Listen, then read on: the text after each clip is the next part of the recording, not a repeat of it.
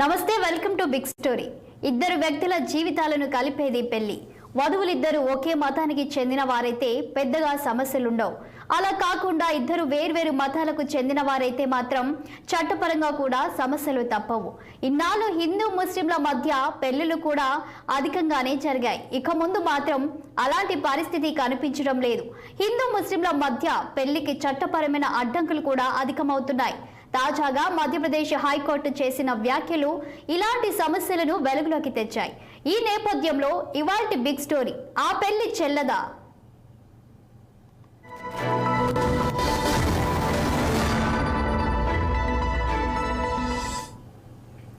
భారతదేశంలో పెళ్లి అంటే ఇద్దరు వ్యక్తులు ఒకటి కావడమే కాదు, రెండు కుటుంబాల మధ్య కూడా బలమైన అనుబంధాలు ఏర్పడతాయి. అందుకే అటు 7 తరాలు ఇటు 7 తరాలు చూసి పెళ్లి చేసుకోవాలనే మాటలు కూడా వినిపిస్తూ ఉంటాయి. దేశంలో కొన్నేళ్ల క్రితం దాకా కులం ఒకటే అయినా శాఖలు వేరైతే పెళ్లి చేసుకొని పట్టింపులెన్నో ఉండేవి.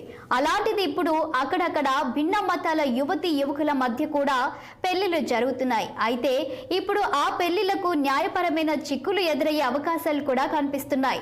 తాజాగా మధ్యప్రదేశ్ హైకోర్టు చేసిన వ్యాఖ్యలే ఇందుకు నిదర్శనంగా నిలుస్తున్నాయి.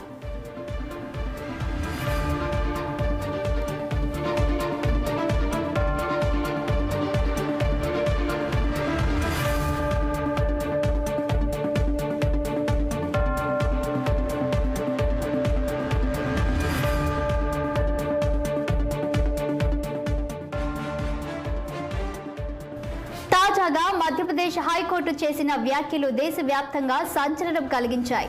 ముస్లిం యువకుడు హిందూ యువతికి జరిగే పెళ్లి ముస్లిం పర్సనల్ లా ప్రకారం చెల్లబోదని, స్పెషల్ మ్యారేజ్ యాక్ట్ కింద చేసుకున్నా కూడా అది చెల్లుబాటు కాకుండానే ఉంటుందని మధ్యప్రదేశ్ హైకోర్టు స్పష్టం చేసింది. స్పెషల్ మ్యారేజ్ యాక్ట్ కింద పెళ్లి చేసుకున్నప్పటికీ ముస్లిం పర్సనల్ లా ఆ వివాహాన్ని చట్టబద్ధం చేయబోదని స్పష్టం చేసింది. అంతేకాదు, అలాంటి వివాహం ముస్లిం పర్సనల్ లా ప్రకారం నిషేధించబడిందని కూడా గుర్తు చేసింది. ఈ మేరకు మధ్యప్రదేశ్ హైకోర్టు న్యాయమూర్తి జస్టిస్ జిఎస్ అహ్లూవాలియా సంచలన వ్యాఖ్యలు చేశారు. మధ్యప్రదేశ్ హైకోర్టు స్పందించిన తీరుపై దేశవ్యాప్తంగా వివిధ హిందూ సంఘాలు హర్షం వ్యక్తం చేశాయి.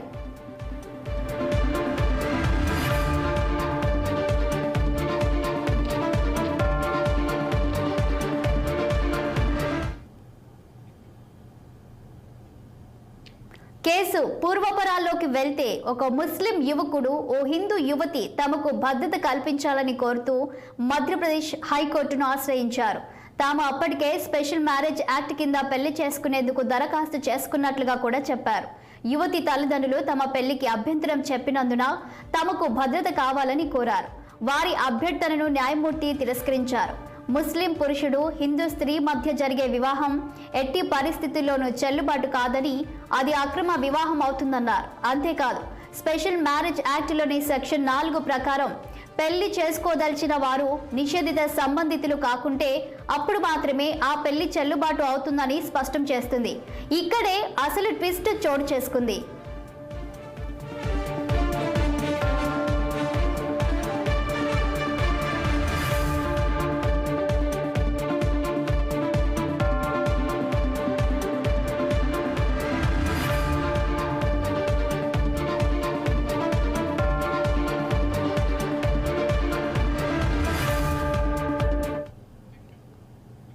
పెళ్లి చేసుకోదలిచిన వారిలో ఎవరు కూడా మతం మార్చుకోవాలని అనుకోవడం లేదని పిటిషనర్ల తరపు న్యాయవాది దినేష్ ఉపాధ్యాయ్ వాదించారు.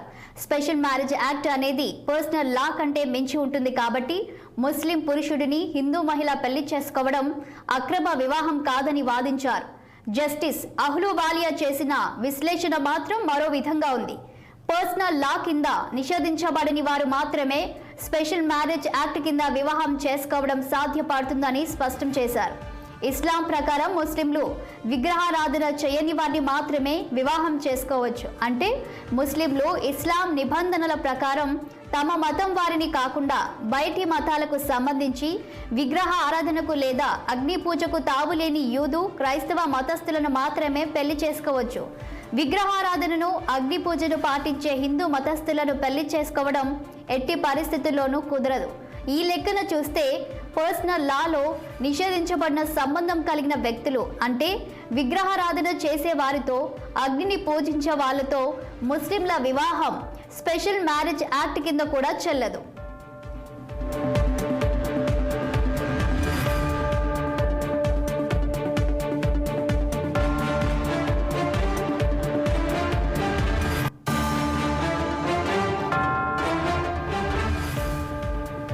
న్యాయమూర్తి తన తీర్పు సందర్భంగా మహమ్మదీయన్ లాలోని ముల్లా సూత్రాలను కూడా ఉదహరించారు. ఆ సూత్రాల ప్రకారం ఒక ముస్లిం పురుషుడు ముస్లిం మహిళతో కాంట్రాక్ట్ మ్యారేజ్ చేసుకోవచ్చు.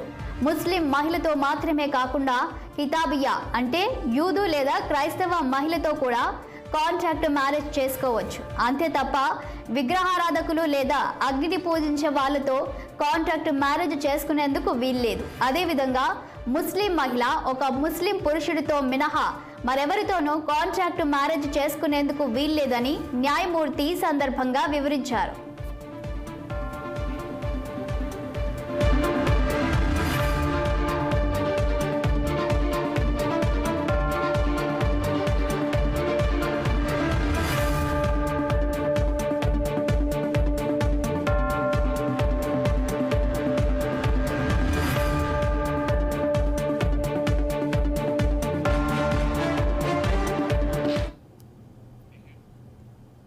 కథ ఇక్కడితో ముగిసిపోలేదు. మధ్యప్రదేశ్ హైకోర్టు ఇచ్చిన తీర్పుకు పూర్తి భిన్నమైన తీర్పును ఉత్తరప్రదేశ్ హైకోర్టు ఇచ్చింది. భిన్న మతాలకు చెందిన వారు మతం మార్చుకోకుండానే స్పెషల్ మ్యారేజ్ యాక్ట్ కింద వివాహం చేసుకోవచ్చని అలహాబాద్ హైకోర్టు పేర్కొంది. మతం మార్చుకోకుండానే వారి వివాహం చేసుకోవడాన్ని స్పెషల్ మ్యారేజ్ యాక్ట్ నిరోధించజాలదని అలహాబాద్ హైకోర్టు అభిప్రాయపడింది.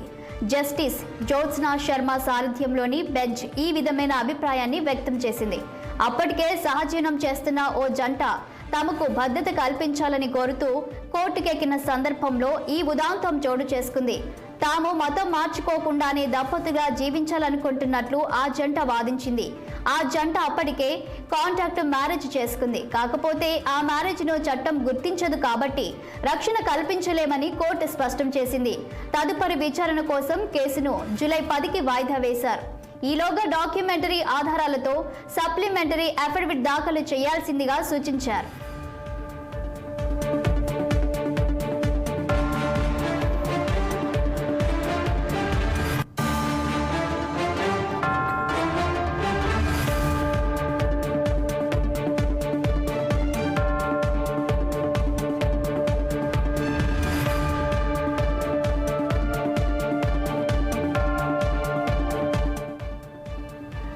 భిన్న మతాలకు చెందిన వారి పెళ్లిలకే కాకుండా గిరిజనుల్లోనే జరిగిన వివాహాలకు సంబంధించి కూడా కొత్త సమస్యలు వస్తున్నాయి.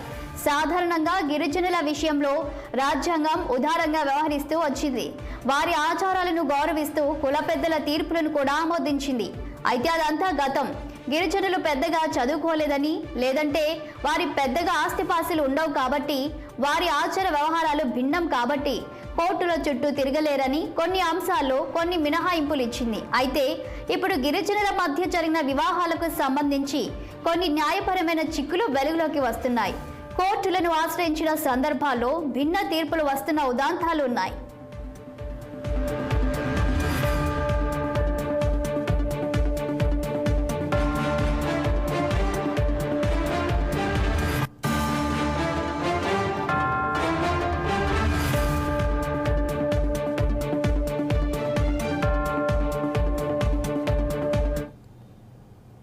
కామారెడ్డి జిల్లాకు చెందిన కడావత్ శ్రీకాంత్, అశ్విత పరస్పర అంగీకారంతో విడాకులు తీసుకుందామనుకున్నారు. విడాకుల కోసం కామారెడ్డి సివిల్ కోర్టును ఆశ్రయించారు.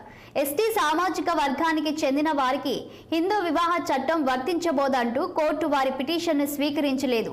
దీన్ని సవాల్ చేస్తూ వారు దాఖలు చేసిన సివిల్ రివిజన్ పిటిషన్పై ఇటీవల హైకోర్టు విచారణ చేపట్టింది. హిందూ సంప్రదాయాలను పాటిస్తూ ఆ పద్ధతి ప్రకారం వివాహం చేసుకున్న గిరిజన దంపతులకు విడాకులు మంజూరు చేసేందుకు హిందూ వివాహ చట్టాన్ని వర్తింపచేయొచ్చని హైకోర్టు స్పష్టం చేసింది. ఆ వివాహాలు హిందూ సంప్రదాయ పద్ధతిలో జరిగినట్టు ఆధారాలుంటే హిందూ వివాహ చట్టం ప్రకారం విడాకులు మంజూరు చేయవచ్చని జస్టిస్ అలిశెట్టి లక్ష్మీనారాయణ తెలిపారు.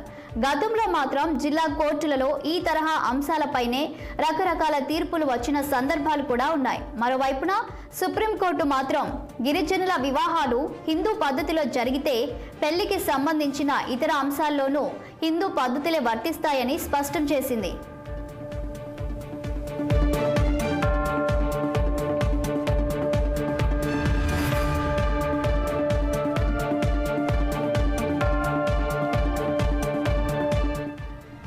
మరోవైపున హిందూ మతంలోనే జరిగిన పెళ్లిళ్లపై కూడా వివాదాలు వస్తున్నాయి. సప్తపది లాంటి ఆచారాల ప్రకారం జరిగిన వివాహాలని కోర్టులు గుర్తిస్తున్నాయి.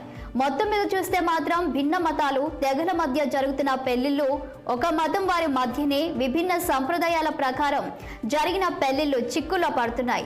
పరిస్థితి చూస్తుంటే కామన్ సివిల్ కోడ్ ఒక్కటే ఈ తరహా సమస్యలకు అంతిమ పరిష్కారంగా కనిపిస్తుంది. యూనిఫామ్ సివిల్ కోడ్కు హిందూ సంఘాలు అనుకూలంగానే ఉన్నాయి. ముస్లిం సంఘాలు మాత్రం యూనిఫామ్ సివిల్ కోడ్ను వ్యతిరేకిస్తున్నాయి.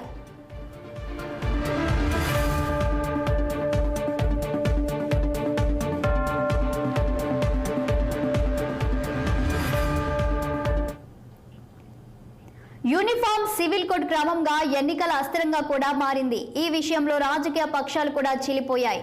బీజేపీ దశాబ్దాలుగా యూనిఫామ్ సివిల్ కోడ్ గురించి దానికి అనుకూలంగా మాట్లాడుతుంది. మరోవైపున కాంగ్రెస్ పార్టీ దాని మిత్ర పక్షాలు మాత్రం యూనిఫామ్ సివిల్ కోడ్ను వ్యతిరేకిస్తున్నాయి. దేశంలో యూనిఫామ్ సివిల్ కోడ్ అమలు అనేది రాజ్యాంగపరమైన బాధ్యత. ఆ బాధ్యతను కేంద్ర ప్రభుత్వం నెరవేర్చాలి. కాకపోతే ఆ దిశగా అడుగులు పడుతుంటే కాంగ్రెస్ దాని మిత్ర పక్షాలు వ్యతిరేకిస్తున్నాయి. దేశమంతటా యూనిఫామ్ సివిల్ కోడ్ను అమలు చేయాల్సిందిగా రాజ్యాంగంలోని 44వ ఆర్టికల్ స్పష్టం చేస్తుంది.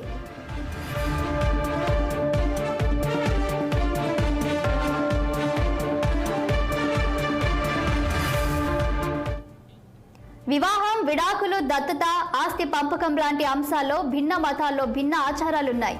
ఒకే మతం వారి మధ్య కూడా భిన్న రకాల సంప్రదాయాలుంటాయి. ఇక భిన్న మతస్థుల మధ్య వివాహాలు జరిగే సందర్భాల్లో రకరకాల వివాదాలు వస్తున్నాయి. వీటన్నిటికీ విరుగుడుగా యూనిఫామ్ సివిల్ కోడ్ తెరపైకి వచ్చింది. దేశంలో కొన్ని రాష్ట్రాలు ఇప్పటికే యూనిఫామ్ సివిల్ కోడ్ దిశగా అడుగులు వేస్తున్నాయి. గోవాలో అది దేశంలో విలీనమైన నాటి నుంచి కూడా యూనిఫామ్ సివిల్ కోడ్ అమల్లో ఉంది. ఇటీవలే ఉత్తరాఖండ్ కూడా యూనిఫామ్ సివిల్ కోడ్ను అమల్లోకి తీసుకువచ్చింది.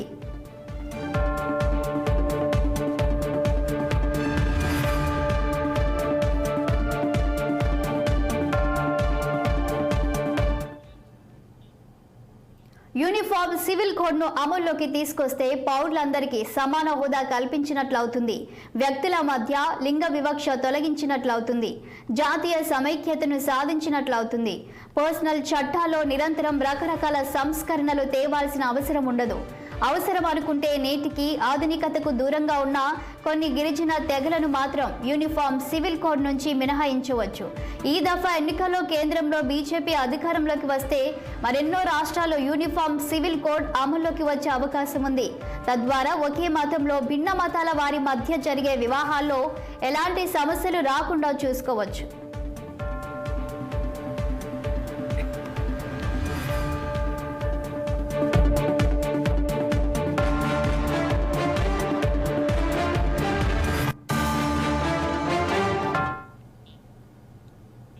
ఇది వాల్టి బిగ్ స్టోరీ. మరో ఎపిసోడ్లో మళ్ళీ కలుద్దాం. Keep watching 6 TV. సామాన్యుడి ఆరో ప్రాణం.